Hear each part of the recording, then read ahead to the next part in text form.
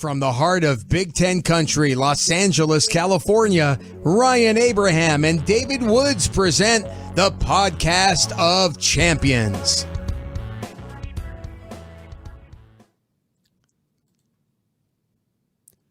Welcome, everyone, back to the Podcast of Champions. I'm David Woods from Bruin Report Online, the UCLA site on the 24/7 Sports Network.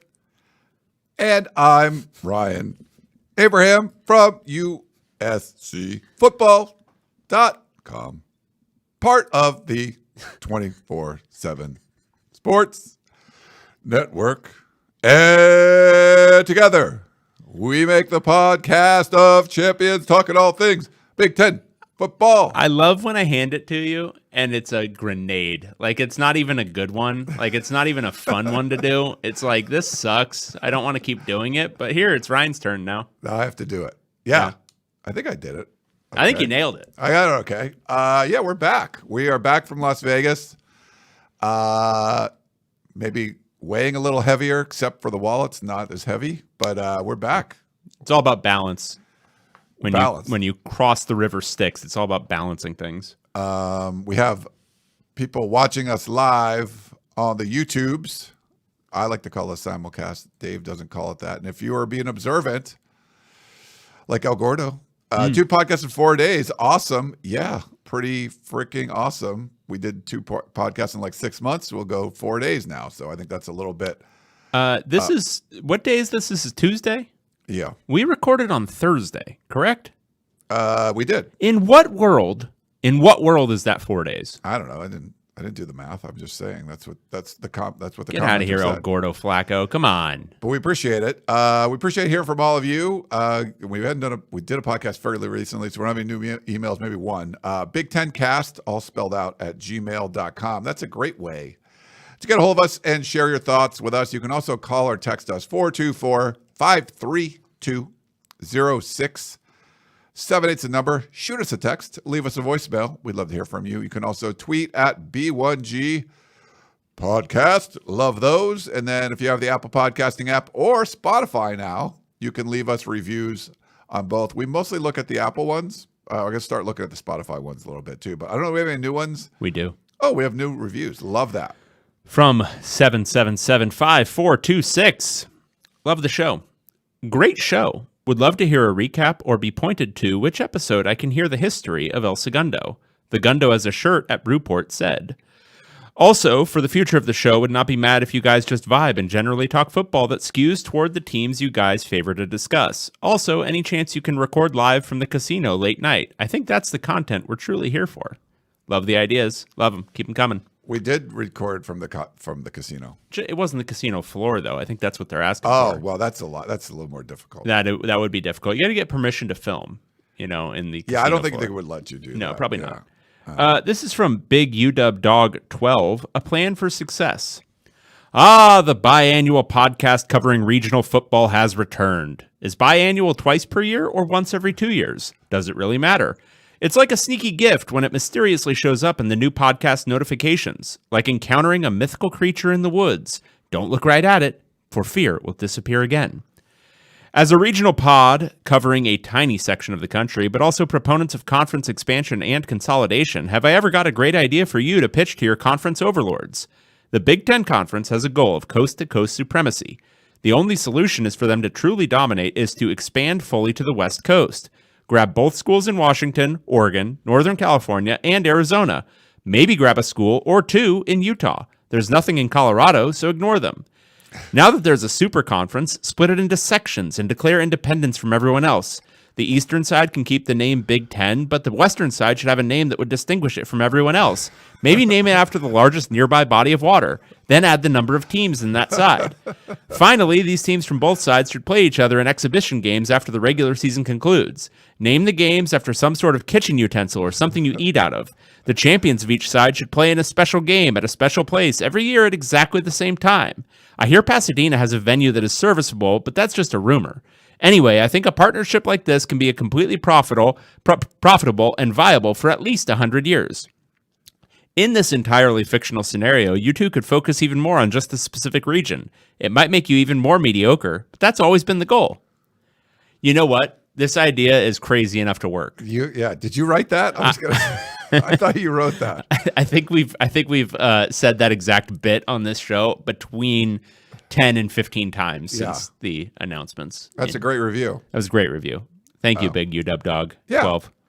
Thanks for the reviews, and thanks if you're watching us live on YouTube. We'll be doing these once a week. Did we decide? Are we doing like Tuesday, Wednesday-ish, or what was our? Are we doing Monday, Tuesdays? What days were we talking about doing them? 2 shows? No, one. Uno mas. One show. One show a week. Yeah. I'm not sure which day. Okay, I don't think we discussed it. Did we? We probably did. But that's okay. Yeah, we'll do one show a week. Thursdays are probably the easiest for me. Okay. Well, we have to make it easy for David. You got to make it easy for me. Afternoons on Thursdays. Let's go. All right.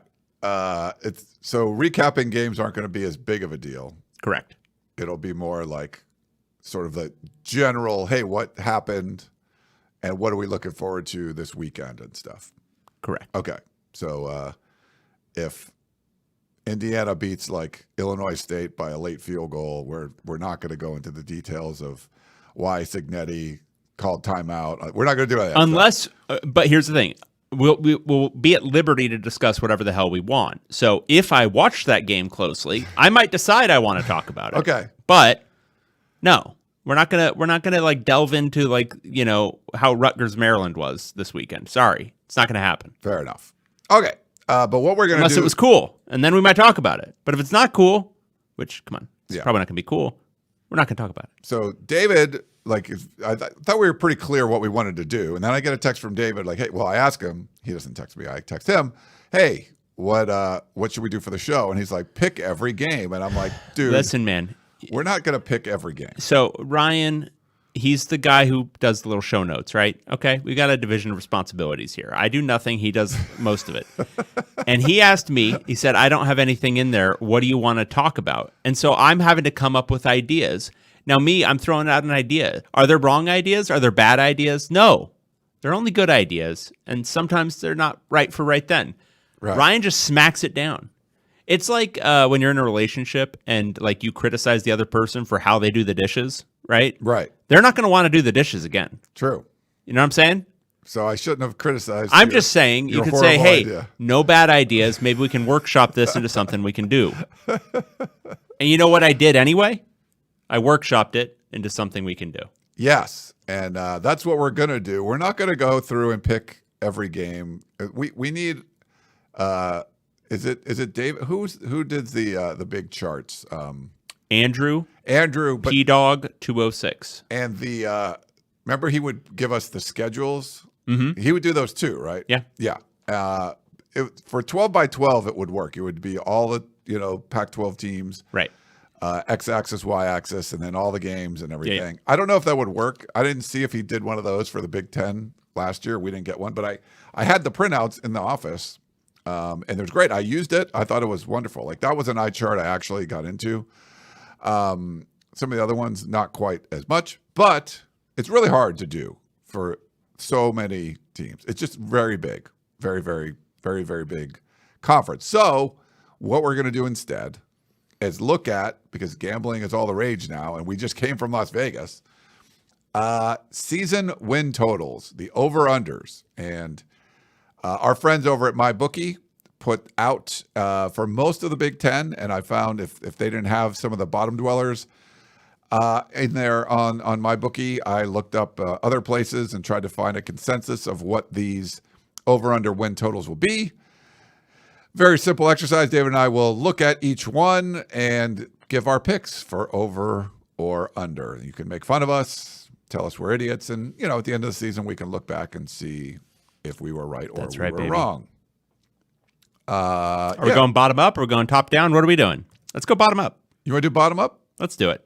Okay, so let me pull these up. So we have there's like a lot of teams that aren't going to be very good. And David had an exercise. You wanted us, for each team we talk about, yeah, we have to give like some kind of all right. So fact. Okay, so Who's first? So I'm going to go first up is Purdue Boilermakers. I have one fact. Yeah. They are now coached by Barry Odom. That's a good fact. Do you have another fact? Well, I can give you like a little bit of. So we were in Las Vegas, and Oh, you're giving an anecdote. well, I mean, I'm just gonna. I love it. Continue, I'm gonna please. tell you like Barry Odom was the head coach at UNLV. Did a great job. We were next to the ESPN Las Vegas radio station, and I got to talk to those guys a little bit. They actually interviewed Barry Odom, and it was a big deal. A lot of the players, there was like a similar vibe for Purdue. Take like what Indiana had with Signetti and bringing a bunch of the players over. They brought a bunch of the UNLV players over. But it felt the vibe I got from the Vegas people was they still really loved that Odom was able to turn that team around. And I don't think there was a lot of fault given for him going to Purdue. Love it. All right, so Is that a here's good enough factor? I like that. I like that fact. All right, so here's the deal: the schedule. I think it's really interesting because so right now, and you pulled this from what? MyBookie? Yeah, Purdue. This might have been a different one. I don't think they had Purdue on there, but most places I saw was 2.5. All right, 2.5. Yeah. Here's what the schedule is: Ball State at home, Southern Illinois at home to open things. Look, Purdue's probably going to be bad. Are they bad enough to lose to Ball State and Southern Illinois at home? I don't think so. Probably not. So that's 2 wins right there. Yeah. So what Vegas is wondering, what they're putting out there to the people, is does Purdue win again after September 6th? That's USC at home, Notre Dame on the road, Illinois at home, Minnesota on the road, Northwestern on the road, Rutgers at home, Michigan on the road, Ohio State at home, Washington on the road, Indiana at home. First, who hates Purdue in the league office? Second, I think I'm going under. Wow. So you hate Purdue. I'm sorry, I put this in the wrong. I put that word Ohio State. If you're going over, Ryan, Yeah. What's the win? Like, I want you to name the win. Okay. Looking, I feel like last year there was like a clear rise, as far as like you had the best teams and you had like shitty teams, and then sorry, Griffin, and then sort of everybody in between. I feel like Northwestern, like they might not be that good. Rutgers, we'll see. They're going to be better, I think. But there's a possibility there. Minnesota, you'd like that to be at home. It's not. It's on the road. It's not like a lot of great options, but they played Illinois really tough last year. Do you remember? Wasn't it like Ryan Walters? Wasn't that Ryan Walters calling the offense game? He took over the offense and like put up like 40 points on the Illini and they almost lost that game. I just feel like they're going to scratch out a win somewhere. Do you remember like the year that Colorado we picked? Like I think the over-under, was it? It might have been Prime's first year, and like the over-under was like, or I picked them to go like 3-9, I think. And they started off 3-0 or something that. And everyone's like giving me crap. And they ended up like 4-8. But they came out of the gate kind of hot. 2-0, then you just need one win in the last 10 games. So it's hard for me to not, somewhere get a win. So I'm going to go over. Wow, ambitious man. I'm pretty ambitious. Next up, we've got Northwestern Wildcats. I have a Northwestern fact. Do you? Their new quarterback is former SMU quarterback Preston Stone. Oh, okay. I don't know if he's any good, but I do know he is their new quarterback. And I think Jack Lausch is still on the roster, our friend from last year. Jack Lausch. Okay. Yeah. I like that one. They're also temporarily playing on the lake. So as they're getting their new... Is that your fact? Yeah. Wow, okay. So it's just a continued fact from last year. I'm providing changing facts for people. You're providing stability facts. Stability. Well, Barry Odom wasn't stability facts. That was my fact. And then you provided a new fact. Oh. What was your fact for Purdue? Just something more about Barry Odom? There was like more in depth about Barry Odom. Yeah. Ryan knows no facts about these teams. No, I did.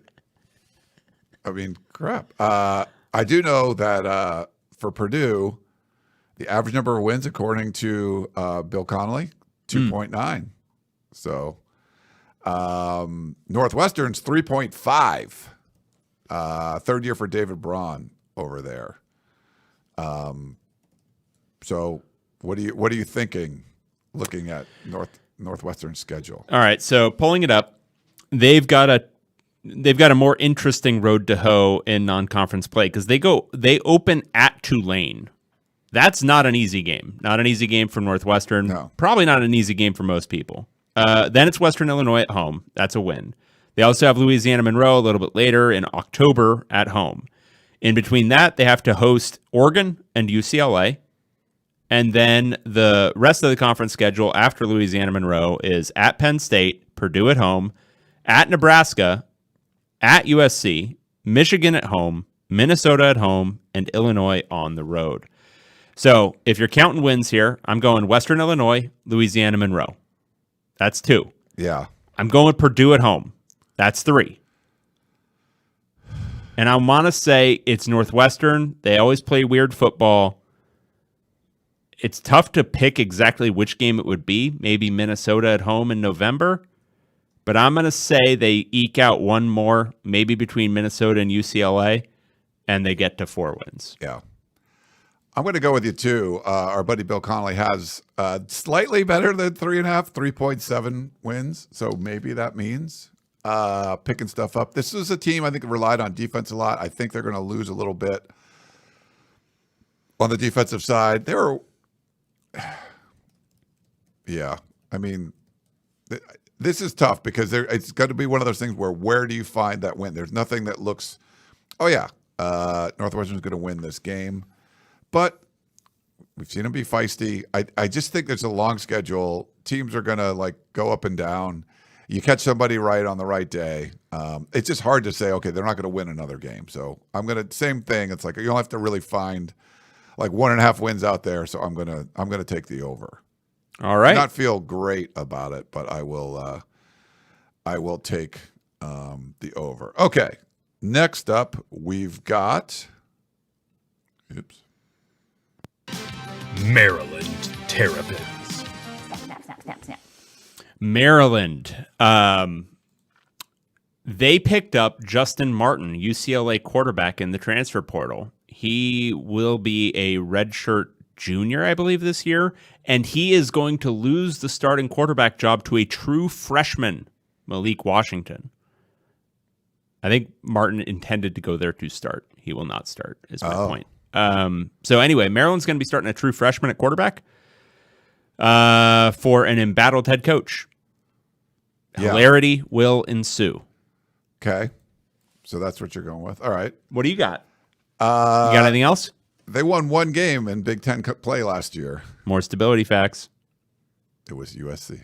That's right, baby. That should have been my fact. It could have been yours. Terps. So we have them at 4.5 win total. What are you thinking? Let me pull up the schedule here. All right. There's a lot going on. So here's what we got. And this is another interesting one because they've got Florida Atlantic at home, Northern Illinois at home, and Towson. What are we going with there? That is. I'm going to go Towson. Towson, yeah. Towson at home. That's 3-0, more than likely, to begin the year. So then Vegas is wondering, do they get 2 more wins or not? That is Maryland at Wisconsin. So it's at Wisconsin, Washington at home, Nebraska at home, at UCLA, Indiana at home, at Rutgers, at Illinois, Michigan at home, at Michigan State.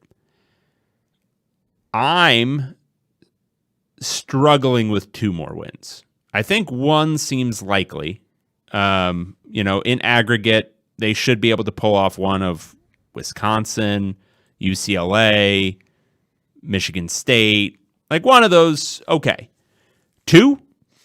Especially the home road split doesn't seem to work out great for them, because Wisconsin at home I'd feel better about, but they get them on the road. Yeah. UCLA at home I'd feel better about, but they get them on the road. Michigan State I'd feel better at home, but they get them on the road. And then the games that they get at home are generally some tougher opponents. So Rutgers is on the road. Yeah, Rutgers is on the road. But they get Indiana at home, Michigan at home, Nebraska at home. That's tough. So I'm going to go under here. I think they go 4-8. Yeah, I'm going to go with you on this one as well. It's actually, if you look at Bill Connolly has them at 5.1 wins, so over 5 wins. So we're going against Bill. I'm going to go against Bill. He thinks they can win 2.5 games in the Big Ten. And last year, I mean, literally they shouldn't have won a single game in the Big Ten. They were down 13 points in that. In the fourth quarter and end up winning. So yeah, this one, I feel like if you're going to go with like young quarterback, like that's not the year you're trying to save. You're trying to save your coach's job. I don't know. And Loxley talked about losing the locker room, if I'm not mistaken, at Big Ten media days and what they're doing to try to get it back. They got decimated in the portal, but a lot of teams that don't do well do. But yeah, that's a rough one. Hey, we did get let me pull it up here. We got a cha-ching. Oh, hell yeah. Just hopped in. Love you guys, from our buddy Matthew. Matthew's the man. So we love you, Matthew. Thank you. Pick Wisconsin to have more. Well, I just predicted that they'll beat Maryland, right? Yeah. Right? Is that what I said? Maybe? Who knows? Yeah, you did. So Mark says NIU did beat the mighty Fighting Irish last year. Eric says quack. Cool. So, all right. Well, thank you for that one. So we have Maryland in the books. Let's see who's up next. We've got, let me see. There's all these things. I'm getting used to board again. Rutgers Scarlet Knights. Scarlet Knights. Rutgers, famously a football team in the Northeast. Is Ethan Kaliakmanis still their quarterback? I believe so. Is he really? That's my fact. He's still there somehow. How many years of football has he played now? I feel like he's been around forever. So he redshirted at Minnesota in 2021. Then he played 2022, 2023, and 2024 at Rutgers. Okay.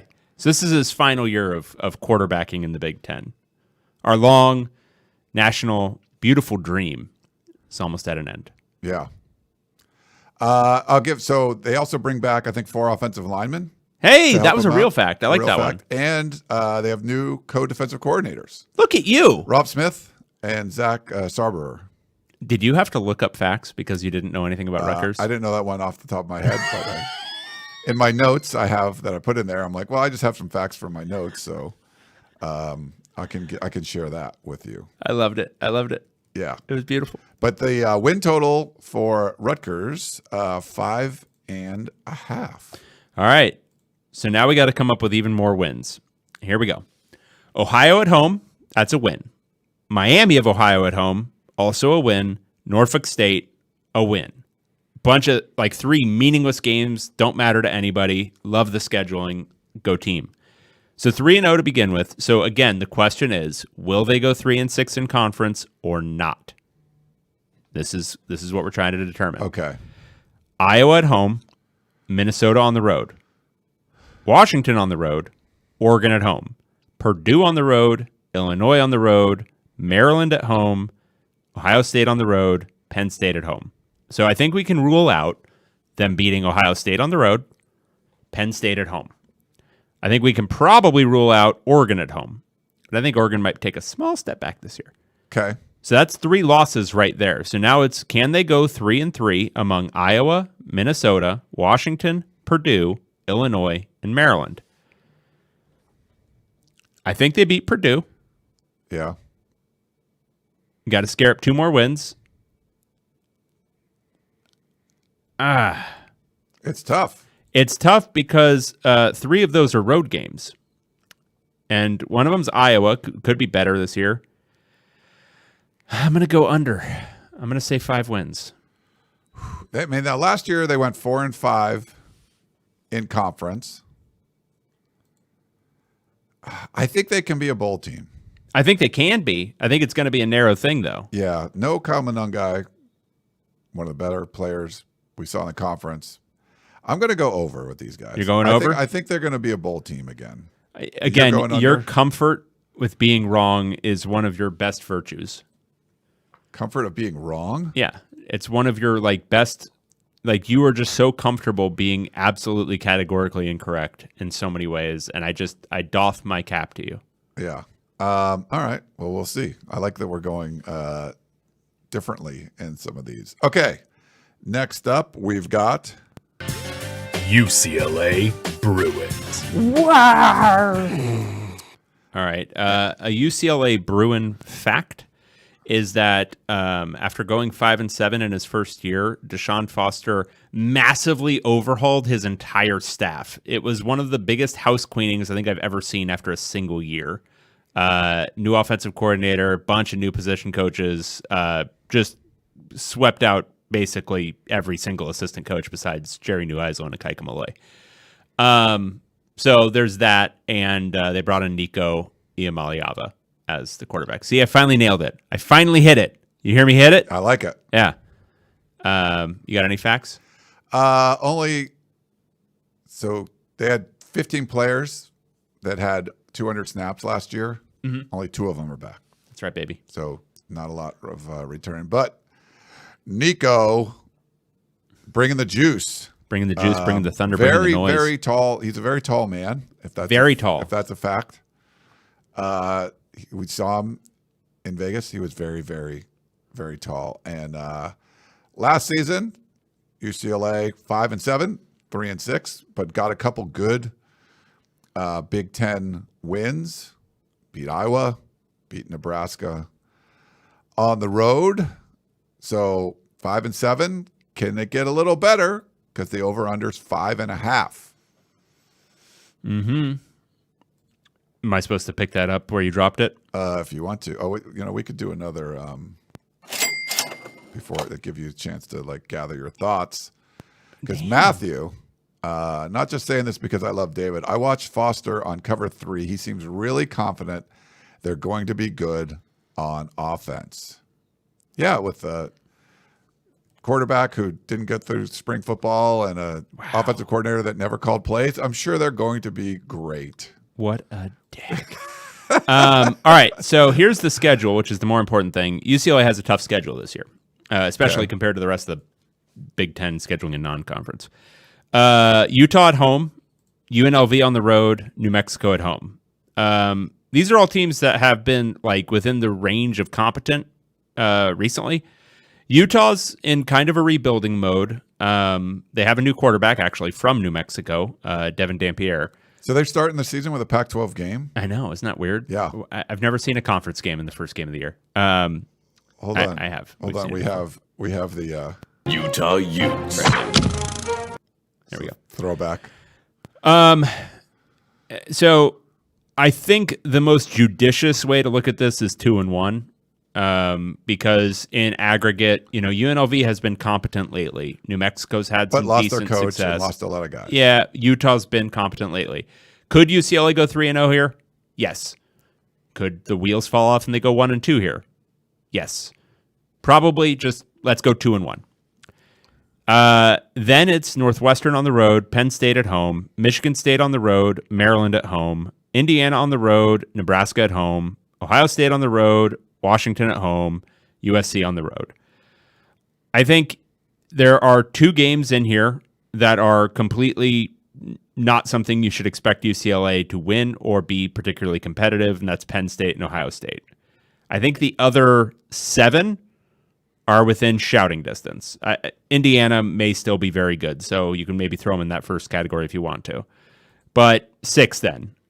So Northwestern, Michigan State, Maryland, Nebraska, Washington, and USC. Hosting Maryland, Nebraska, and Washington is all very good for UCLA. I think they could. They beat Nebraska last year. Yeah.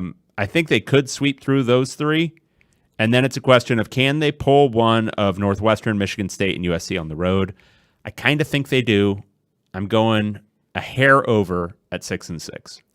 Wow. Okay. Yep. I like that.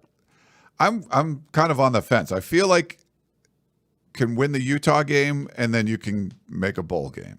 And I do think this team's going to be better, but with year one, and I think probably overachieved a little bit in year one. Is that fair? Like, because it wasn't like Deshaun Foster was put in a great situation, was able to make things work.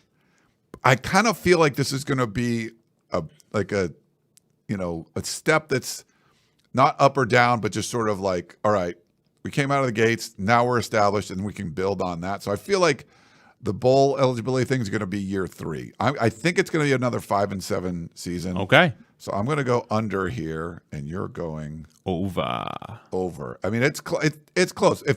I think Utah's going to be better. I think they're going to bounce back, and I think that's going to be a tough one to win out of the gates. But I think beating UNLV, I think that's a real deal. Okay. I got to go back. What's going on here? I'm trying to find there we go. I'm like, my board wasn't updating. I was still showing all the Pac-12 games. I was like, the Pac-12 teams. I'm like, what? Because if I was showing that, you wouldn't know. The next one up is Michigan State Spartans. Charge! My Michigan State fact is that unlike in every single dynasty season of college football 25, Aiden Childs did not transfer out of Michigan State after his first year and is in fact still the starting quarterback for the Spartans. Yeah. I like that. I would say Aiden Childs is a turnover machine. That's a fact. But played well against Iowa last year. Correct. In the win. Well said. That's a fact. I think that was totally fair and appropriate. Cool. So we also have, I left the comment up there a long time. Sorry. I'm doing a lot on the screen and doing all these things right now, so my apologies. We have Michigan State at 5.5 also. All right.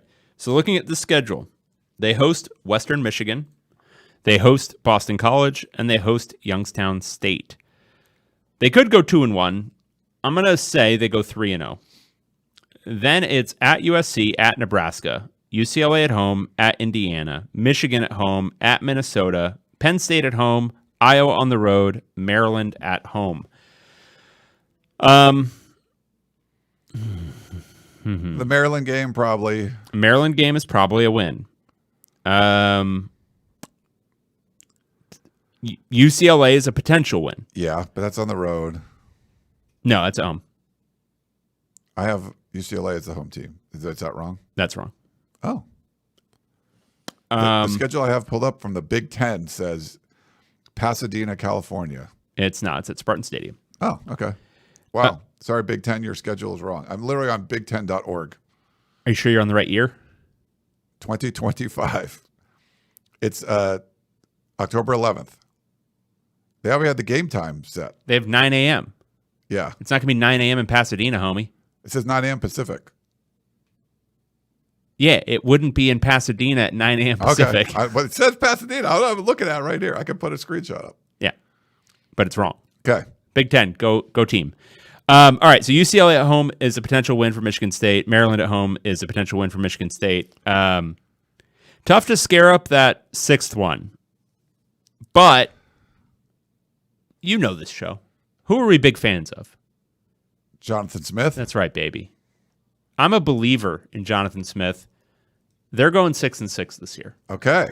They're going to beat, it's going to be something stupid. It'll be like USC or Penn State at home. Penn State, so did you know, again, another fact. This is a bonus fact.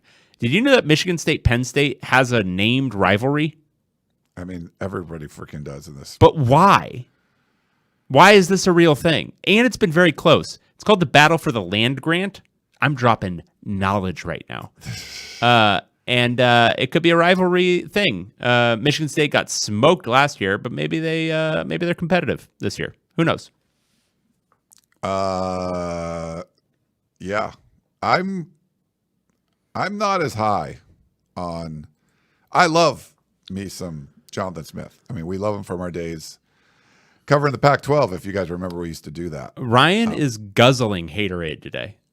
I have 3 overs, and this is going to be my 3rd under. So I'm This going is going to be your 4th under. No, you already written it in there. Okay, you're good. You're good. Under. Never mind. You're beautiful. I'm gonna, like, I loved Aiden Childs and stuff too, but just actually watching some of the games last year, and like when I would pick Michigan State and just don't throw 3 picks, and he would throw 3 picks, and you're like, damn it. Yeah, I think that's not going to go very well for Sparty. So I'm going to go under. Wow. My apologies. All right. To my former employee, Dan Weike, who's now doing a great job covering the Lakers for The Athletic. So what are you supposed to do with the O in his name? You're just supposed to ignore Weike. it? Yeah, I don't know. I think it's Polish or something. We can't go Woik? Weike. Woike. Yeah. Yeah, anyway, He go likes ahead. to tease me that he's like the most famous guy that I've hired before. And I always tease him that I fired him, but I didn't fire him. But I mean, I probably almost did a few times. But no, Dan's great. Shout out to Dan and his Sparties. But yeah, I don't think I'm going to pick the under. Sorry, Dan. Don't mean to be a hater. Haters going to hate. All right. Next up, we've got the Wisconsin Badgers. Wisconsin fact is that in the grand annual Big Ten quarterback exchange, they have picked up former Maryland quarterback Billy Edwards to be their starting quarterback in 2025. nice. That was good. You like that one? To help him, I think they brought in Jeff Grimes. Is that not? Maybe. Yeah. Yeah, love it.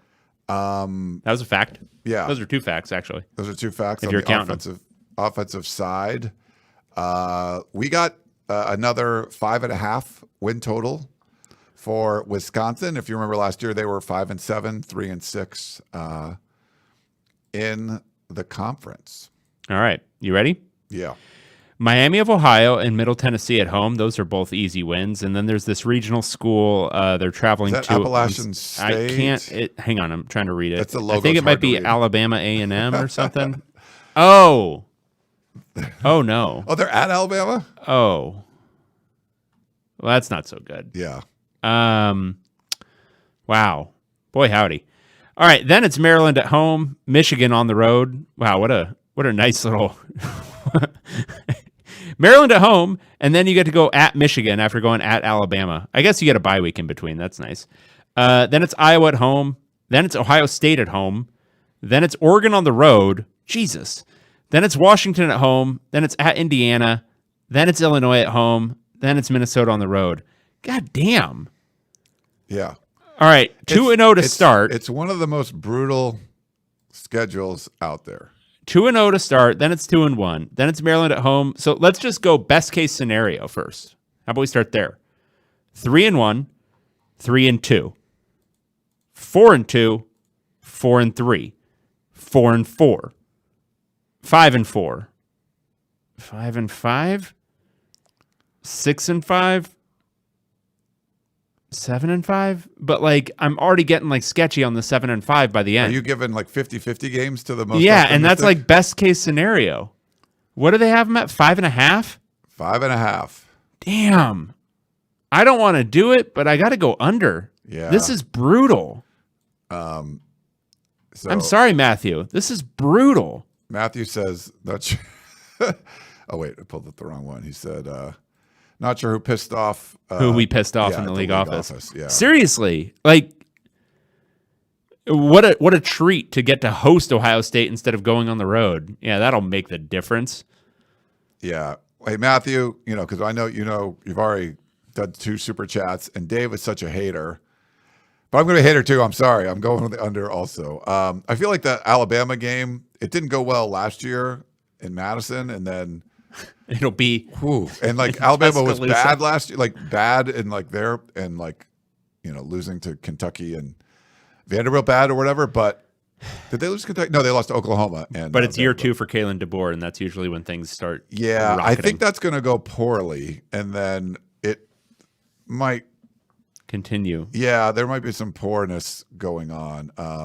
Well, the Conley thing has is, him at 5.2. what Hinch's thing is that Washington's probably going to be better this year. Illinois, in a very Illinois is. I'm not saying Illinois, okay? I just want you to understand that. Yeah. You know me. You know I didn't say Illinois. I was saying Illinois 'S, okay? Are we clear? Listener out there. I want to make sure we're clear before I continue. Illinois is, I think on the uptick with Brett Bielema. So it's really hard to find the 6th win here.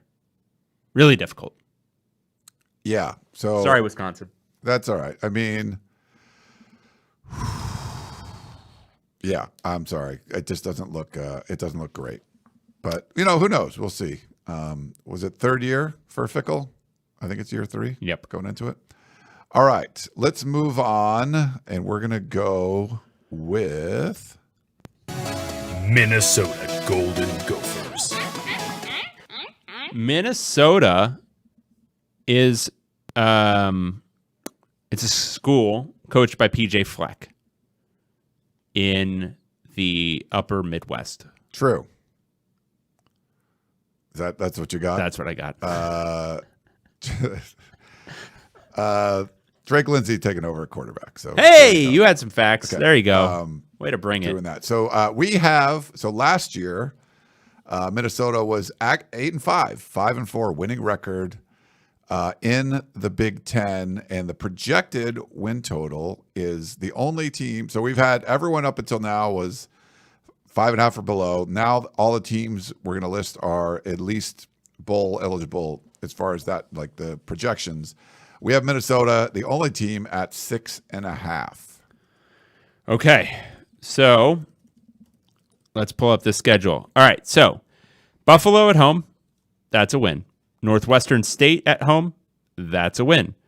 At California, how are our sturdy Golden Bears expected to be this year? All I read about is guys in the transfer portal. Yeah, guys have just been leaving. So Minnesota should be favored. You're like, oh, where's Jay Knott? Oh, he's at Oklahoma. Where? Just everybody's somewhere else. Like, I don't know. Then they host Rutgers. Then it's at Ohio State. Then Purdue at home. Then Nebraska at home. Then at Iowa. Then Michigan State at home. Then at Oregon. Then at Northwestern. And then Wisconsin at home. So the 2 games in the conference schedule that are frankly unwinnable are at Oregon and at Ohio State. Sure.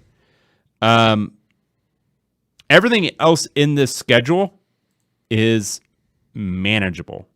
Iowa's a tough game on the road, but Minnesota can absolutely win that. They should be favored by quite a bit against Purdue. I imagine Nebraska is going to be at worst to pick them. Rutgers, same deal. Michigan State, same deal. Northwestern, same deal. I mean, it's kind of a hinging season where it could go bad or good depending on how these 50-50 games go. But I'm going to bank on, PJ Fleck building a little something here. They were better than their record indicated last year. I think they will finally have a record more indicative of what they are this year. So I'm going to go over 6.5. I'll say 7-5. I was looking for a Minnesota photo and I couldn't find it. I'm going to add one now. So let me see. It might be in here somewhere. And there's so many. We have so many teams. I don't know if you realize this. Oh, I got it already. All right, I can just get rid of that. We had one already. There's Minnesota. PJ Fleck running out of the tunnel there. 9th season. That's right, baby. For Fleck. Bill Connolly has him at 6.8 average wins. I'm going to agree with you and go on the over. When you just kind of glance at the schedule, there's a lot on this schedule. There's a lot more. Oh, there's Purdue. Yeah. Oh, there's Michigan. Well, and they've State. done us a favor by making Northwestern. the 2 big ones actually unwinnable. Right? They're both on the road. Not maybe. You're not even thinking about it. It's just those are 2 losses, and then you figure out where the 7 out of 10 games come from, and they come. Like they're possible here. Yeah. So I like the over here also. I mean, I think a 7-5 or even an 8-4 season. It'd be a little bit of a step back, I think, to only go 6-6 and just make it to a bowl game. I mean, they're like last year. Had some good wins on there. Having a winning record In conference, there's only 1, 2, 3, 4. You know, half the league has a winning record, and they were in that half. And I don't think you want to drop below that. You don't want to have the losing record in conference. So I feel like they're going to be able to do that and move on. All right. Should we take a quick break? Sure. Since we're like somewhere in the middle. Let's take a quick break. We'll be back in a minute, everybody.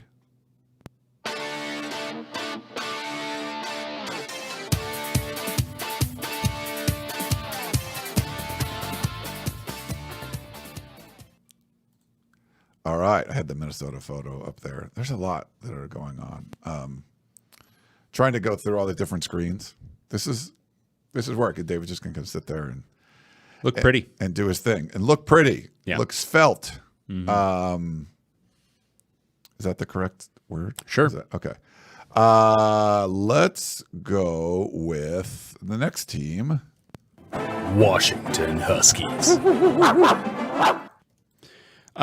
Washington is still coached by Jed Fish here in his second year at the helm of the Huskies. And they have DeMond Williams, who will be the starting quarterback this year. Yeah, and had to replace coordinators from last year after losing Belichick to His father. his dad over there in North Carolina. Who took over? I forget. Ryan Walters from Purdue. Correct. Okay, hey, got that one. Hey, that was good. That's not bad. That was a good fact. Did he replace offensive coordinator too, or no? Is Carroll still there? Did Brennan go with his dad? Yeah, I think Brennan went with his dad, so I think they were like both. Hang on. Yeah, pull that up too. I'm pulling it up right now. Jimmy Doherty. Jimmy, He was yes, promoted. A friend of mine. Well, not a friend. Good old I Jimmy. met him once. He's nice. We're friends on Instagram, but he's a very nice Used guy. to be a UCLA wide receiver. He was. That's when I met him, when he was with your friend Chipple Kelly.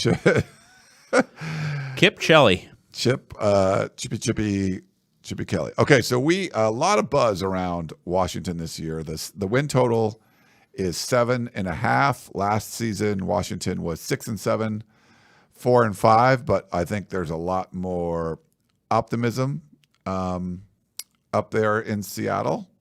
What does you say about the Huskies? All right, so looking at the schedule, they host Colorado State.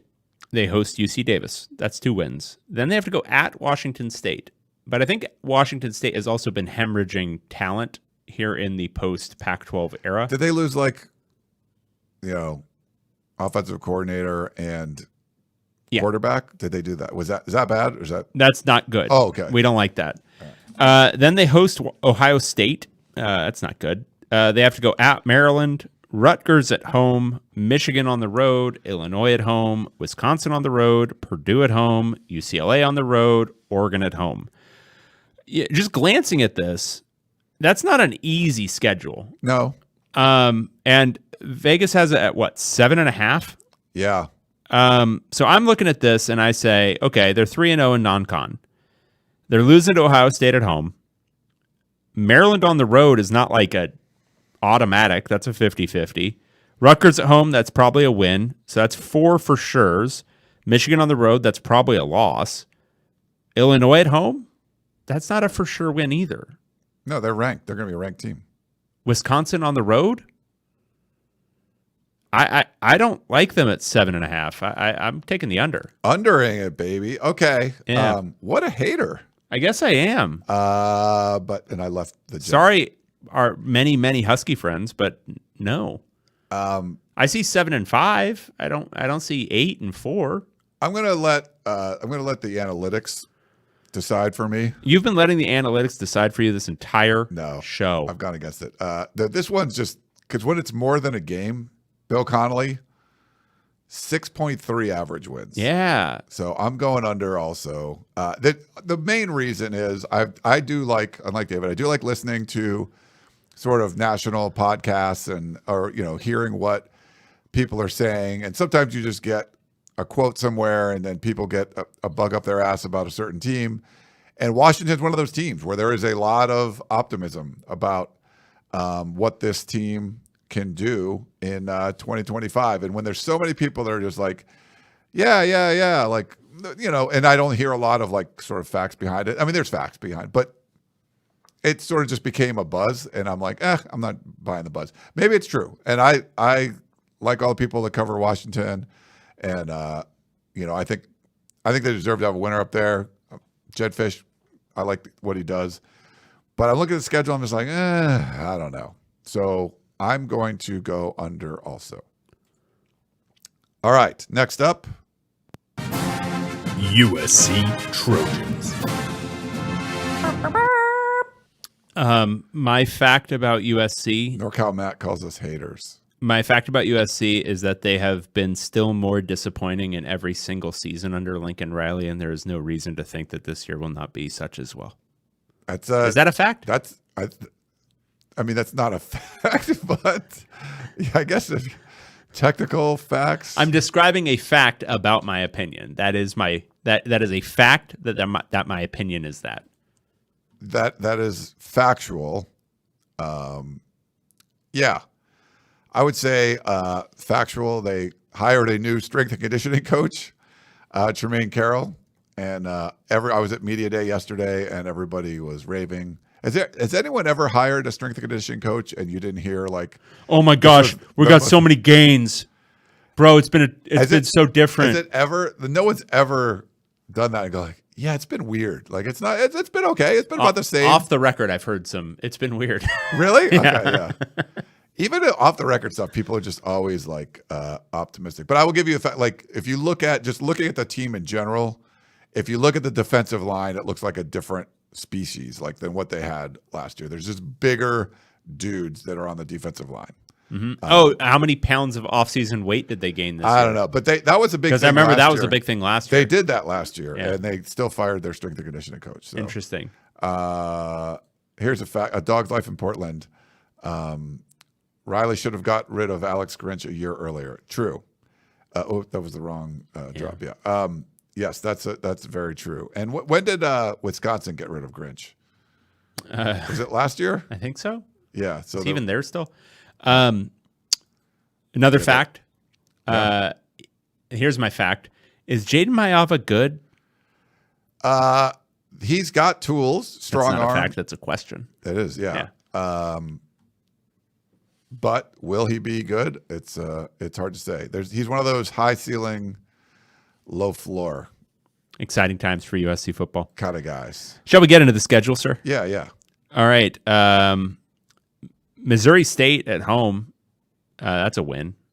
They're not very good. They got to host a power from Georgia in the second week of the season. True. With some familiarity with their team. He's a Rose Bowl winning head coach. He's coached a Heisman winner, did he? No. Are you kidding me? Sam Darnold didn't win the Heisman? No, he did not. Okay. He's an offensive genius, some say. Many say. No one has said that. I've never even heard. I covered that guy for a long time. Never heard that. Clay Helton coming back to town at the helm of the Georgia Southern Eagles. So, what in your life? You have two kids that I know that you love very dearly. Sure. Like when they were born. But so outside of my two children being born, those days, would your third favorite day in the history of your life be if Georgia Southern beats USC? Would it be the favorite day? It would be. It would pass without a doubt. 13-9. It would pass. So people may have noticed I've kind of semi quiet quit from Twitter. Like I don't actually post that much anymore. Yeah, it's why? mostly movie reviews. Oh. I just don't have the interest. It's not some like I'm not I'm not a big Elon fan, but it's not that. I just don't really want to do it. This would get me back on for like a day of just block tweeting the entire day. Maybe that entire week. I would just be going ham the entire time. Yeah. Anyway, and then USC begins conference play. So probably 2-0. This is a 7.5 win total also. Yeah. Then they go at Purdue, probably a third win. Michigan State at home, probably a fourth win. Sitting pretty now. 4-0. All they have to do is come up with 4 more wins. Yeah. Let's just go 500 over the balance of the 500 season. That should be easy, right? Could They be. go at Illinois, host Michigan at home, at Notre Dame, at Nebraska. Ryan, I'm going to ask you this question. Yes. Could they go 0-4 in that stretch? I don't think so. Could. Not I mean, will. Anything could happen, sure. No. It's not in the anything could happen realm. It's, Then no. is that a realistic possibility? I don't think it is. You, sir. UCLA. That is drinking UCLA won Kool-Aid. in Lincoln last year. Yeah, but they're going to be better this year, which we'll get to in a second. Okay. But at Notre Dame, they win in that one? I mean, they could. Wow, he's drinking the Kool-Aid. All right, so I'm going to say at that point they are 5-3. You could write that would be at least like you could put 2 losses in for sure. All right, I'm going 5-3. Okay. Then they are hosting Northwestern, 6-3. Yeah. Hosting Iowa. Toss up, right? Yeah. At Oregon, and then hosting UCLA. Yeah. They're not winning at Oregon. Okay. So then it's a question of, do they win? What will they need to do at that point? 2. They have to win both Iowa and UCLA? Yeah. We're going under, baby. There. I know. I already wrote it in for you. Duh. Like, how would you not? Like, you have to. Who was a little bit closer to correct last year? And by a little bit closer, I mean almost exactly correct last year. Yeah. You were. You were. Oh, yeah. It was the big dog over here. You You- cover the team, right? I do. Oh, okay. Interesting. But you're an impartial observer, right? You didn't like attend the school or anything, right? No. Okay. Not Cool. twice. Just making sure. Just making sure. Yeah, I'm doing the over on this one too. Just seeing the stuff that they've changed behind the scenes. The mass they gained. The Lincoln Riley thing, he's still there. And everything pretty much around him has been fixed. If they have a poor season, and I think 7.5 and 5 would be a poor season, they have to make, they would have to try to figure out a way to buy him out because there's just too many things that are going well that they invested in around. Sorry, Lincoln Riley? And this is a serious question. Yes. Isn't 8-4 a bad season at this point? I don't think it's great, and I don't think people would be happy. But I kind of feel like that's where I would put better than 8-4 is good. But that's not what 8-4 worse is bad. USC's paying for. They're not paying for 8-4 No, they're certainly in not. this year. Yeah. So I think they just need to figure out when. So to say I have to take the over here just because if it's worse than that, I mean, there's just going to be chaos. And I think Dog Life in Portland is 9-3 or bust. And I don't know if people would even be happy with 9-3. But I don't think that's more where I am. I don't think people would be happy with 9-3, but I think they would see it as progress. Yeah. I think 8-4 people would look 8-4 at that is and be not. like, what is this shit? No, because they were 6-6 last year, but you had 5. You were winning 5 times in the fourth quarter and lost those games. Yeah, so because the coach is an idiot. It should have been better. So Right. they got their new, so it's got to be better than this. But you could see if they play like they did last year, especially on the road, you could lose a whole bunch of those games. So we'll see. Yep. We'll see what happens. Let's go with this team you were mentioning. Nebraska Cornhuskers.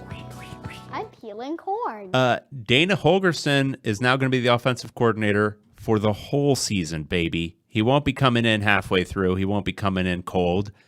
You know what that man can do? He can probably crush beers, smokes a bunch of cigs probably, but he can also coach offensive football. Is he a good head coach? I don't know. Probably not. But he can coach an offense to hell and gone. Yeah, no, I like it. I like the move, and I think this could be a big year for Dylan Raiola. This is one of those teams that just is getting a lot of hype, and I was pretty high on Nebraska coming into this season, and I know some of the people on my staff were like, I don't know, but yeah, I feel like this is a team. This was their first bowl season last year since 2016. But they started off 5-1 and then really struggled down the stretch. So that's a tough one. They end up 7-6, but they were only 3-6 in the conference. But just to get a bowl win, I think it was something that Matt Rule needed. And now we'll see if they can build on it. There are some people that feel like this could be a fringe kind of playoff team, David. I'm not sure I'm there, but there is a lot of optimism going into year 3 for Matt Rule. Yes, very much so. So you want to put the total? We have it 7-5. All right. And, so like I said, last year, Nebraska was 7-6, but 3-6 in conference. Like I said, made a bowl game, which was great. So here's what I'll say.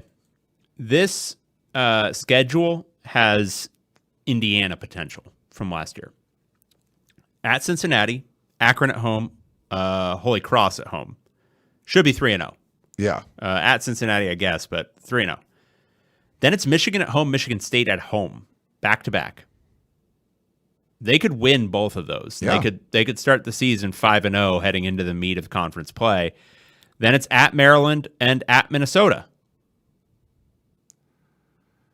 I mean, 6-1. This is like 6-1-ish. Like if 6-1 is, I mean, then more hosting probable than Northwestern. that. 7-1 maybe? Yeah. Maybe 8-0, maybe 6-2, but in that realm. Yeah, I think you would put the over-under for those games at like 6.5. Yeah. All right, but then it becomes a little bit more difficult. Then it's USC at home, hosting USC. Then it's at UCLA. They lost to UCLA last year.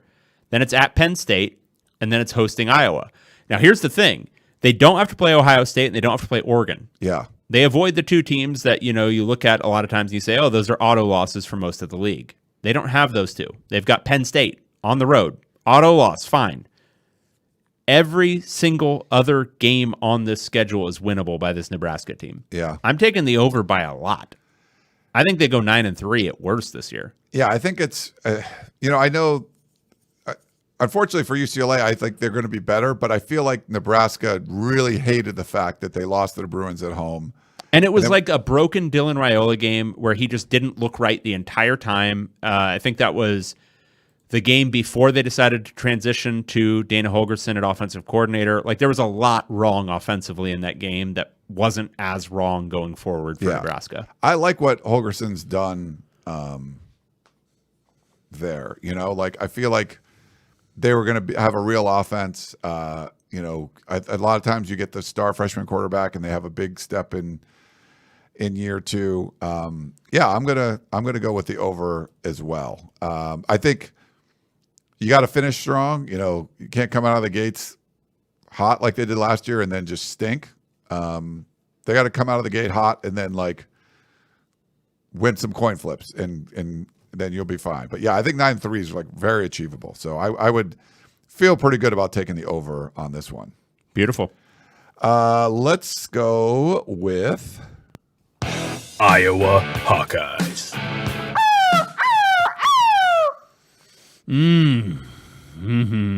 Iowa football. We love to talk about Iowa football. What can you say about Iowa football that hasn't already been said by so many?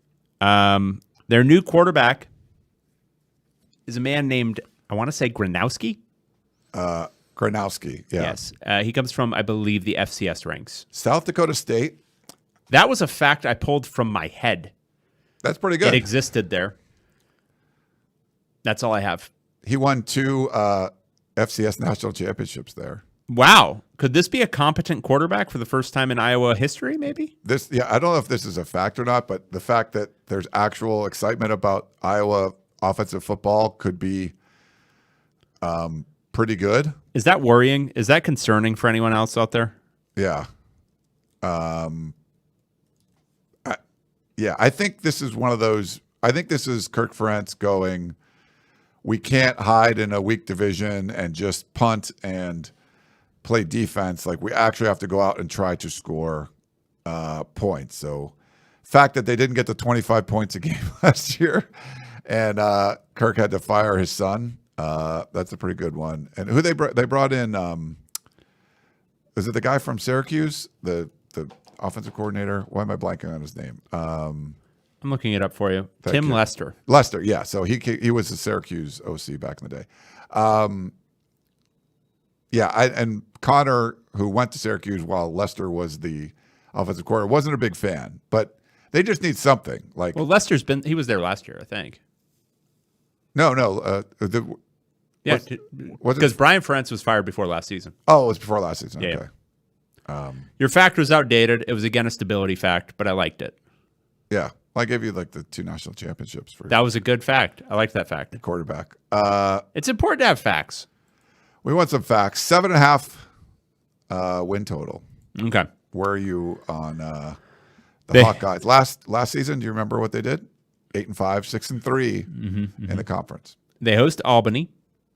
Their schedule was cake last year, if you remember. Yes. It's not as cakey this year. They host Albany.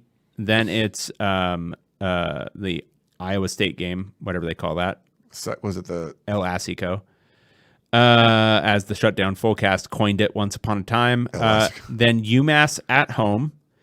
So who knows how the Iowa State's going to go? You never know. But they'll be 2-0 in the other two. Then it's at Rutgers, Indiana at home, at Wisconsin, Penn State at home, Minnesota at home, Oregon at home, at USC, Michigan State at home, at Nebraska. So the benefit for Iowa is that they get both Penn State and Oregon at home. Do they have a hope of winning those games? No. Probably not. Although Penn State Yeah, struggles with Iowa. correct. What's the number we're looking for here? 7.5. Ooh. Okay. 1, 2, 3, 4. Under. Wow. Hating on, and I got to hear a lot of Iowa football because they're one of the booths where the guys one over from us was like the Iowa radio station, and they were radio voicing the whole time. You remember like when we were trying to talk? Were you there? Well, it was like there was the Iowa people, like, yeah. So I got a lot of Iowa, and it wasn't positive as far as like it was sort of annoying. Like they were like a booth away, and I still could hear them very loudly. And looking at all of the totals, we have in the 7.5 range, there's Washington, USC, Nebraska, Iowa, and then one more team we're going to talk about. And so far, I have only one under. I have Washington under and Nebraska and USC over. The other team we're going to talk about, I'm going to pick over. So I need to pick one of those 7-5 teams to be under that. And I decided Iowa would be that team. Bill Connolly has them at 7 wins. And a losing record in the Big Ten. So, actually, no, it's like even. He has a 4.6, but 7 wins total. And so, yeah, I'm going to go under on the Hawkeyes. But we also have Matthew's just like Matthew's killing it. money bags here. I was like, he knows. It's really, to be honest, so it's figured this out. If you want your comments to go up on the screen, since I am doing a whole bunch of stuff, it's hard to read the comments that are happening. But if it comes up, it pops at the top if you do a super chat. I feel uniquely qualified, having seen Gronowski 3 times here in Fargo. Overrated by some? Yes. Dramatically better than what they've had? Yes. I like it. And thank you, Matthew. You're awesome. Yeah, thanks very much for that. That is perfect. All right. And so we have, like I mentioned, we have one more team that we have at the 7-5 mark. This one's a little bit of a head scratcher for me. Illinois Fighting Illini. Hi, I'm from Illinois. So the big thing to understand about Illinois this year is that they actually returned their starting quarterback who was good last year in Luke Altmaier. He might be like right there with like, I don't know, Drew Aller among the top tier of Big Ten quarterbacks this year. Like if you go through the list, there aren't, there aren't a ton. Yeah. And so Altmaier's up there. This will be his final year of college football. I think he's going to be very, very good. Yeah. Is that a fact? I said he's returning, so that's the fact. Okay. Did you remember? So first of all, we'll go back to the playoff picture. Illinois was kind of left out. They were 9-3 also. Yep. And everyone kept talking about South Carolina, Alabama. And who was the other? Somebody else. What other? Well, Illinois was 9-3 also. They end up in the national championship winning conference. Yes, and smashed South Carolina for a bowl win. 10-win season, first time in 23 years for Illinois. So there's a fact for you. But pretty cool to go, 10-3, 6-3 in conference, like you mentioned. Bringing back your starting quarterback. There's early preseason rankings. A lot of people have the Illini like in the 15, 16 range. Mm-hmm. So yeah, for a win total of 7.5. I'm going to jump the line and say I'm going over. Bill Connolly has them at 8.5 average wins. I think this is more like a 9-3 kind of team again. Last year, they weren't really competitive with the teams they lost to. And they sort of beat all the teams you should beat. And they had some close games against teams that you shouldn't have had close games, like Rutgers and Purdue and all that. But I feel like 7.5. I think, 8-4, I think is very reasonable. And if things kind of fall their way, I think they could be 9-3. Yeah, I agree. So if you look at their schedule, it's Western Illinois at home, at Duke, which is, that's a real game, and then Western Michigan at home. Should be 3-0, maybe 2-1. Then it's at Indiana. That'll be a tough one. Yep. USC at home. That'll be a tough one. At Purdue. Not a tough one. Ohio State at home. That'll be a tough one. Yeah. At Washington. That's tough. Rutgers at home. Maryland at home. At Wisconsin. Northwestern at home. So the end of the slate is a lot easier than the beginning and middle. I am going to take the over. I'm not quite as bullish because the schedule does have some major difficulty mid-season that could, there can be a hangover effect from hitting a lull mid-season that could happen. Yeah. But I like the quarterback play. I like BLM as a coach. I'm going to take the over. Yeah, I think there's going to be a fundamentally sound team. I'm taking the over too. But like, I could feel like they could even lose to like USC at home and still get to 8-4. You could get blown out by Ohio State at home and still, be 9-3. What you can't lose to USC and lose on the road to Washington and lose on the road to Wisconsin. There's a bunch there, but I feel like you could get the over and not have to you have to win this game. I feel like they can. Yeah. There's a lot more ways you can get the over from this schedule. Yep. Just looking at, I don't know. Next up, we've got Indiana Hoosiers. Hey, folks.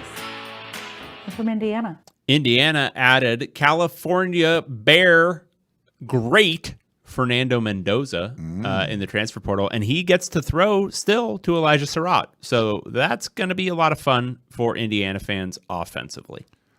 Let me give you a fact about Indiana. Give me a fact. Yep. He was given an offer he couldn't refuse.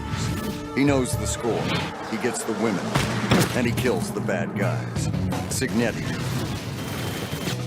Signetti kills. Love it. Duh. Signetti kills. I do love that. That's pretty awesome. What's our win total? Win total is 8.5. Wow. All right, so here's the schedule. Old Dominion, Kennesaw State, and Indiana State at home to open the season, 3-0. Illinois at home. Tough. Iowa on the road. Oregon on the road. Michigan State at home. UCLA at home. Maryland on the road. Penn State on the road.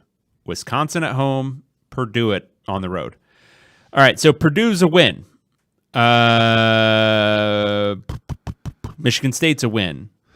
Wisconsin's probably a win. Probably, yeah. So we're at 6-0 right now.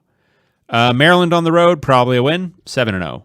Then it's Illinois at home, Oregon on the road, UCLA at home. That's probably a win too. So are we at 8-0 right now? Yeah.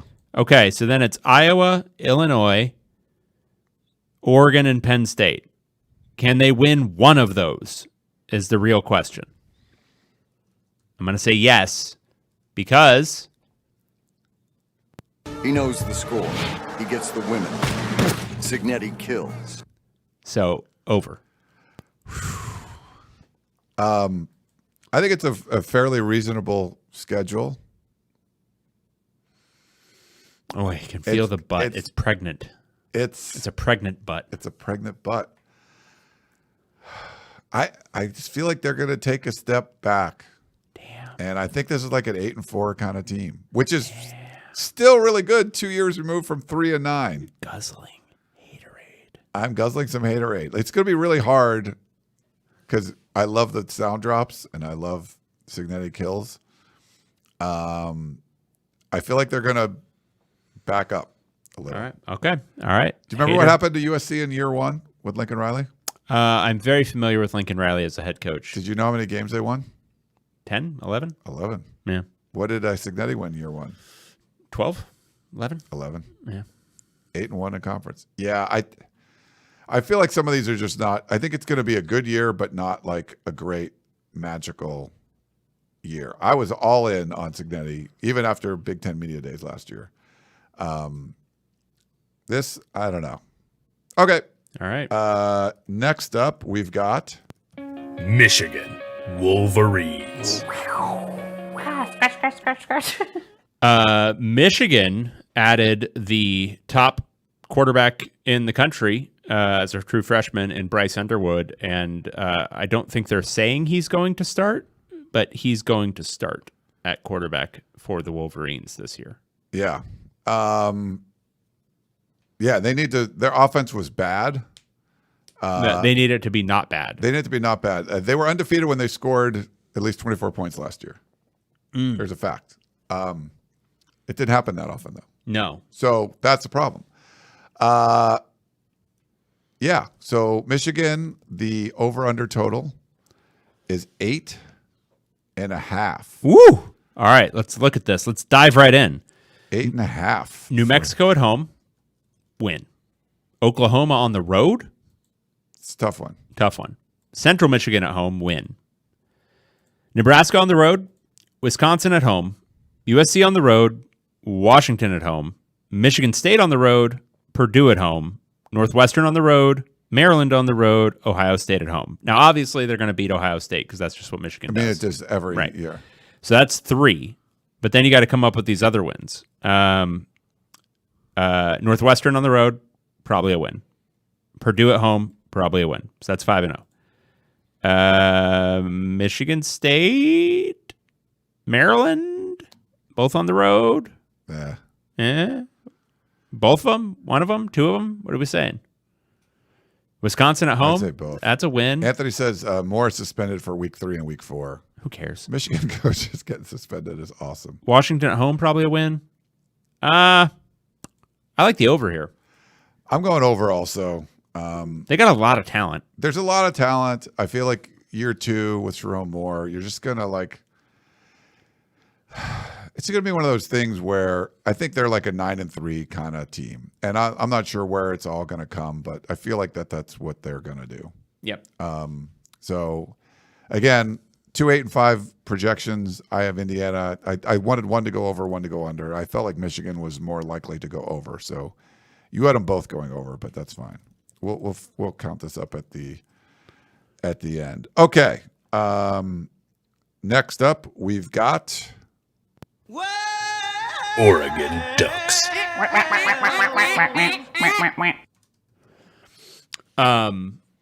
My fact is that Evan Stewart, their star wide receiver, suffered a knee injury in June. I don't believe it's a torn ACL. I think it's a torn patella or patellar tendon. Yeah.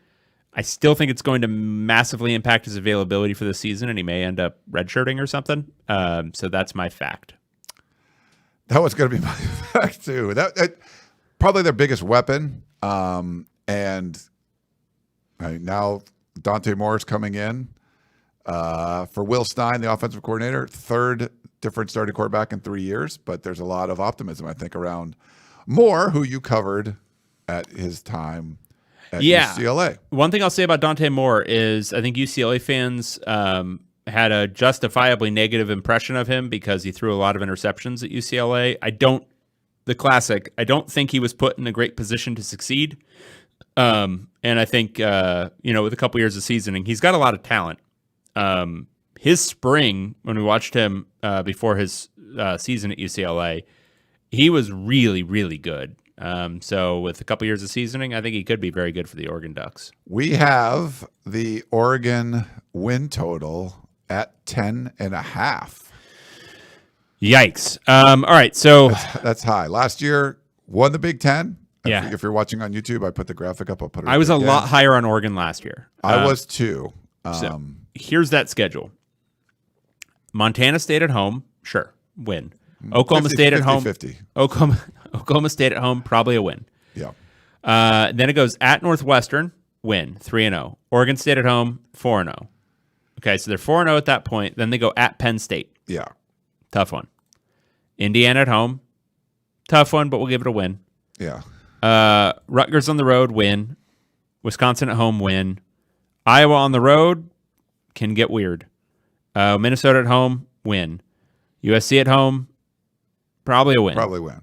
Washington on the road, probably a win, but that game obviously can get weird. The problem I'm running into is I'm giving them it's going to be very hard for them to win at Penn State. And so you're taking away a win, I think, kind of from the jump. And that's where I'm struggling with 10.5. Because I think 10-2 feels like the number to me. Like that feels like 100% what it's going to be. Because there's another loss in here. I just don't know which one it is. Is it Indiana at home? Is it USC at home? Is it Washington on the road? Not sure. I said those nice things about Dante Moore. I trusted Dylan Gabriel a lot more going into last year. Like I was saying, I don't know why he's not getting Heisman consideration as a preseason guy that they're talking about. And then he went and had a great year. I don't feel that way about Dante Moore. I think they're going to have a little bit more struggle at the quarterback position because he's never started a full season before. Dylan Gabriel was extremely seasoned coming in. So, yeah, I like him at 10-2. I'm going to take the under. I'm with you. Bill Connolly has a 10.1 average wins. Obviously, a lot of losses. And then, tremendous portal class where you're bringing in dudes to replace a lot of that. But, not always easy. I think there's going to be a very, very good team. Last year it was the Ohio State game at home, and this one it's the Penn State game on the road. And then you got to figure out a way to win, the rest. I think last year Oregon struggled a little bit at Wisconsin, if I'm not mistaken. I 10-2 feels right for me. And I think, playoff team and probably get a better seeding and make a deeper run than you did in last year with undefeated regular season. Correct. Ended more. I think this year, probably 2 losses, but I feel like it's going to be a better feeling at the end of the season. So it's not like a hating under. It's just like I think this is going to be like a 10-2 type of team because that Penn State's one of the ones I'm very high on. Even if that road game was at Ohio State, it might be a little different for me. But I think Penn State's going to be the favorite in the conference. So going on the road against the Nittany Lions, I think it's going to be a tough one. Absolutely. Okay, we got 2 left. One of them we just mentioned. Penn State Nittany Lions. Rawr. Here's my fact about Penn State. They returned goddamn everyone from last year. Yeah. In a kind of crazy way. Drew Aller, Nicholas Singleton, Katrin Allen, Denai Dennis Sutton. Those guys are all back. Yeah. Which, going into last year, wasn't everyone expecting most of those guys to be gone? Yeah. Aller to go to the NFL draft, Singleton and Allen to go to the NFL draft, the whole thing. And no, they're all back. Penn State's going to be really good. Anyway, your fact. You mentioned the running backs, Singleton and Allen. They returned 68 touchdowns between them. Good God. Almost 7,000 scrimmage yards between those 2 guys come back. So, yeah, pretty big deal. Yep. 10.5 also for Penn State as far as the season win totals go. It's a 2-game schedule. So they have Nevada at home, FIU, Villanova at home, win all those. One of the 2 games is Oregon at home. Then they go at UCLA, that's a win. Northwestern at home, that's a win. Iowa on the road, probably a win. And then it's Ohio State on the road. That's the other game on the schedule. Then it's Indiana at home, Michigan State on the road, Nebraska at home, Rutgers on the road. Those are probably all 4 wins. It comes down to, do they win one of Oregon and Ohio State? I think we already said they should beat Oregon at home. So I like the over. Yeah, I mean, critics will say, James Franklin not winning the big ones and all that stuff, made it to the Final Four last year. Maybe it's not an over hump year to beat Ohio State. It would be a big deal to win against Oregon at home. Maybe that doesn't happen. This is flipped. If Oregon gets the win in Happy Valley, then they're going to do the over, I think, and then Penn State will be the under. But I feel like this is Penn State's year, like all the production coming back. There's a lot of continuity there. Returning starter quarterback, and just have like to get your, Drew Aller, who was one of the top, I think he was class of 2022, number 1 or number 2 on the like drop back quarterback, recruit list, and a lot of talent there. But to get the running backs that they have returning, and wide receiver was a real big problem last year, but they went out and got a whole bunch of guys, and I think you're gonna probably have 3 transfers start for Penn State. So that'll be a very tough environment for Dante Moore. No, yeah, I think so. And also went out and got Jim Knowles. Yep. From Ohio State. So yeah, I like Penn State and the over in this one. I think they're going to be my pick for winning the conference. So I will go. I think they're like an 11-1 type of team, and I'll take the over. All right, one last one. The Ohio State Buckeyes. My fact about Ohio State is that I can comfortably watch them without feeling negative feelings about their offensive coordinator anymore. Oh, because yes. Chip Kelly is gone and Brian Hartline is in as the offensive coordinator. That probably means, unfortunately for Ohio State fans, that Ryan Day will once again be taking more of a hand in the offense. But, you win some, you lose some. And at least you don't have that piece of shit Chip Kelly coaching your offense anymore. Yeah, I would say 2 of the best returners, and Jeremiah Smith and Caleb Downs, as far as like studs, but losing 2 coordinators, Chip Kelly, and then we already mentioned Jim Knowles, moving on to Penn State, but still a loaded roster, a shit ton of optimism. Sorry, Griffin. And David, 10.5 win total. So this is a tough one for me. So looking at the schedule, they host Texas, or is that hosting, or is that a neutral site? I know. I think it's actually hosted. Yeah, I believe. Yeah. Damn. All right, and then it's Grambling State at home, Ohio at home. 2-0 for sure, and then Texas. Who knows? It's Sark.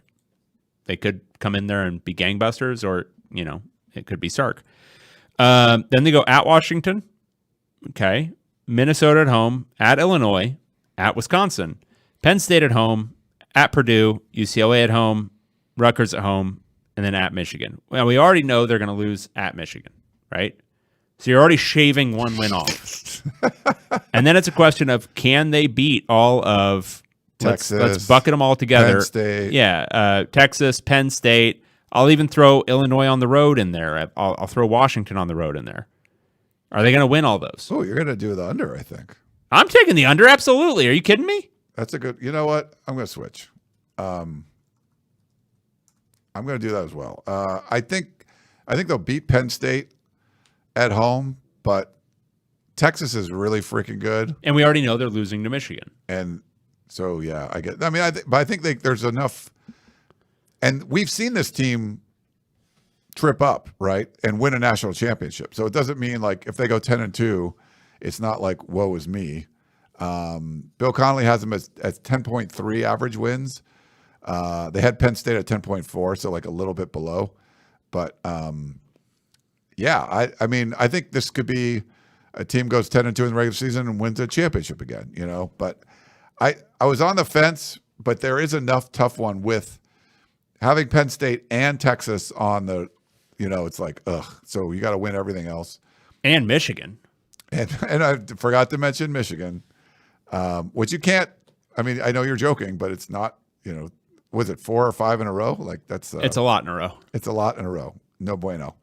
So yeah, I'll do under on Ohio State as well. Do you know how many over-unders I can count? 1, 2, 3, 4, 5, 6. You have 9 overs. Wow. 900. 1, 2, 3, 4.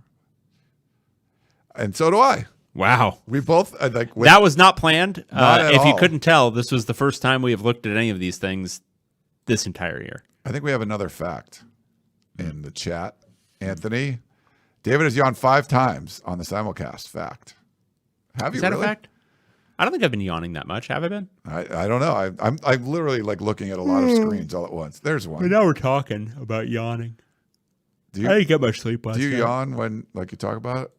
When I talk about yawning? Yeah, of course. Andrew, I'm a social creature. At the 1 hour and 30-minute mark. What's up, boys? Okay, Thank you, Andrew. we started a while ago, but thanks, Andrew. You're 3 super chats behind, Andrew, so you can just like dump a big one on there. Catch up, buddy. Is this a joke? So, Dog's Life in Portland. Did Dante Moore throw a TD during the spring game? I don't know, man. I don't watch spring games. Yeah, we definitely don't. Watch that. There was Andrew said since he's going to be better this year, not great, but Nebraska better be serious. Okay. I like that. And Dog's Life in Portland, talk about losing Penn State. Lost their tight end. He was responsible for 1,233 yards on offense. I think the offense takes a step back 9-3. I don't think it takes a step back, not with those 2 running backs. And they did go out and address the wide receiver position from the portal. Oh, Andrew said he's going to rewatch later tonight. Perfect. Yeah, watch it 10 times. Watch it as many times Absolutely. As you want. I think I had one question in the chat that I starred that I will pull up for you, David. And then we'll probably be done. Alex, question for the champs. Lots of YouTube videos in my feed talking about the death of Vegas. Outside of the official events, what was your Vegas experience like? Did it feel normal or more dead? Totally normal. I would say the only thing that was slightly off was that Mandalay had $10 craps at times when they would typically have had $15 at minimum. Mostly 25, yeah. But I think it's summer. Yeah.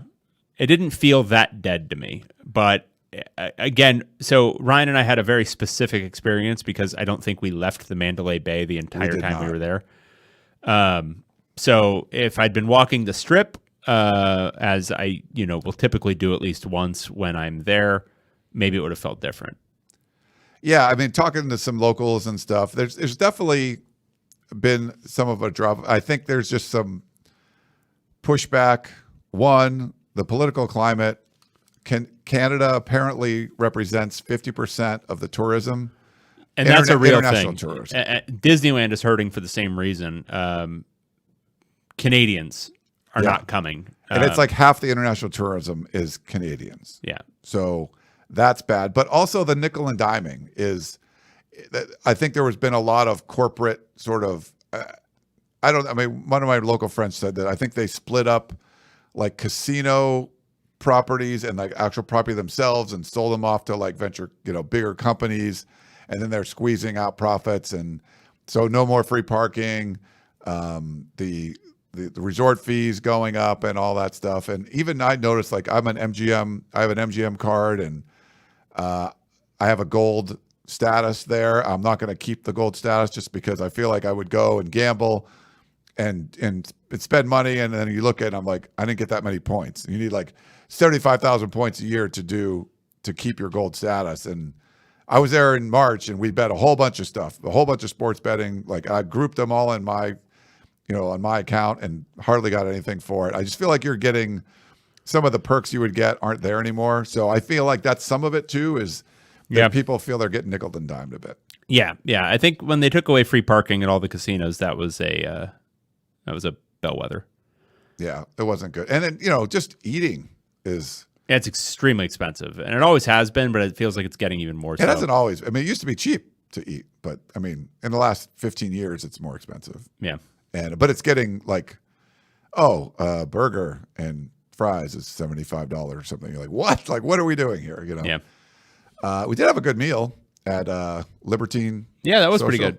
I had to eat wings. I had to. I mean, I ordered them, or not wings, ribs. And they were so messy. I had rabbit. I don't like messy food. I don't know why I would ever order ribs. Like, I don't like having food on my hands. Oh yeah, you didn't seem really happy with the ribs. I don't like saucy things that are like covering my hands. I don't like that at all. I don't like that feeling. Matthew's never been to Vegas. What? Matthew? What the hell? Oh wait, I put the wrong question up. But Matthew says he's never been to Vegas. And other Matthew, oh my God, I finally caught a POC live. You caught the very end where we're just like,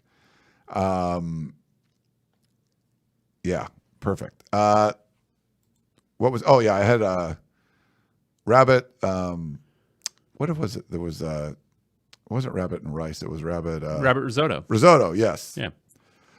It was tasty. Yeah. It was pretty good. And then the 2 children we were with, they got burgers. Yes. Chris and his lovely girlfriend. Yes. Kristen. Yeah. Very nice. That was good. But yeah, food's good, but it's kind of expensive. Everything, drinks.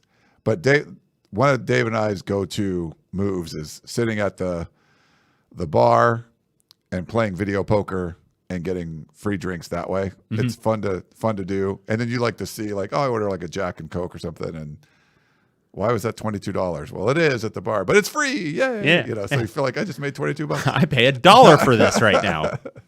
Good stuff. All right. Well, I think that's going to wrap things up. Yeah. Wrap it up. We are back, baby. That's right. Thanks again to our friends over at MyBookie. I think the promo code POC still works. We're getting that. Make sure it's still turned on. Nice little bonus if you want to go over there and put a deposit in and bet along with us throughout the season. But thanks to MyBookie, POC promo code. We did all the over/under totals. We'll see who's right, who's wrong. All that at the end of the season. But for David Woods, I am Ryan Abraham. Hope you all enjoyed the show, and we will talk to you next time. Goodbye.